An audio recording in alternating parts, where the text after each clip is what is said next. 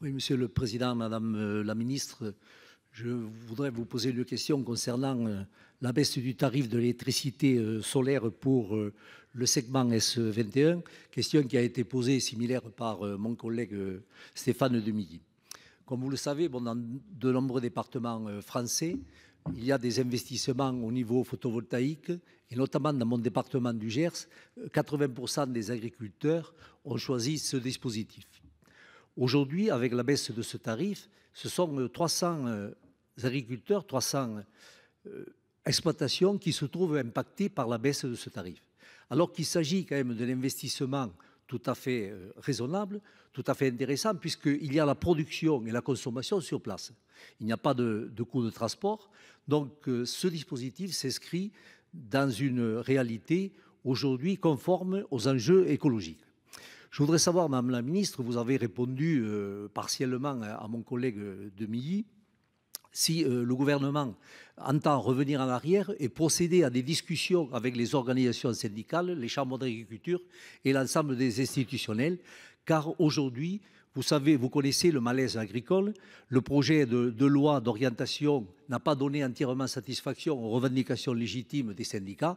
C'est la raison pour laquelle je pense qu'aujourd'hui, il doit y avoir de nouvelles discussions sur ce sujet. D'autant plus que jusqu'à présent, les divers gouvernements avaient en face des syndicats agricoles que je qualifierais de connivence.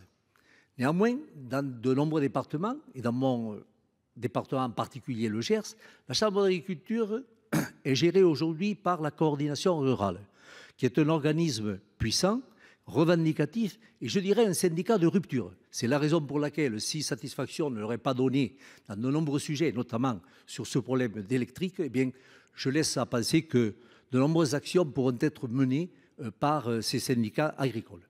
Merci de votre réponse. Madame la Ministre.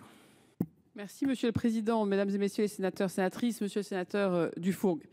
Bon, vous alertez là aussi sur la situation de la filière photovoltaïque qui est liée au monde agricole. Et vous le savez, je viens de le dire à votre collègue, nous avons bien en tête avec l'ensemble des ministres du gouvernement l'impact des modifications récentes du tarif de rachat bonifié de l'énergie solaire pour les installations de moins de 500 kW crête. Vous avez relayé très efficacement, je crois, les inquiétudes des acteurs locaux du Gers pour qui, effectivement, le photovoltaïque joue un rôle central à la fois dans la transition énergétique, mais aussi dans le complément de revenus que cela génère pour les agriculteurs et des filières qui aujourd'hui font face à beaucoup d'incertitudes, notamment climatiques.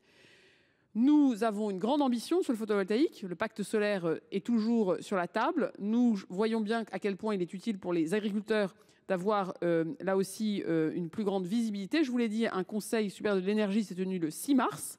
Nous sommes en train d'apporter des modifications au projet d'arrêté, notamment simplifier l'appel d'offres pour réguler les volumes, tout en préservant le soutien adapté à la filière sur notamment le segment 100-500 kW crête.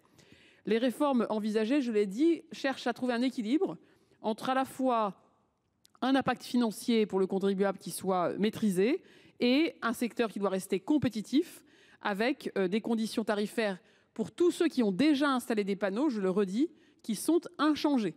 Il n'y a pas de rétroactivité des contrats et je crois que c'est vraiment le but qu'il faut qu'on soit capable de tenir collectivement. Nous avons tout à fait bien pris en compte les préoccupations des collectivités, des syndicats d'énergie, des agriculteurs. Et puis, il y a un arrêté qui est très attendu par le monde agricole. C'est le soutien aux petits projets photovoltaïques au sol. Et là aussi, nous allons le permettre pour que des bouts de friches ou des bouts de terrain qui ne sont pas très propices à l'agriculture ou à la culture puissent être valorisés.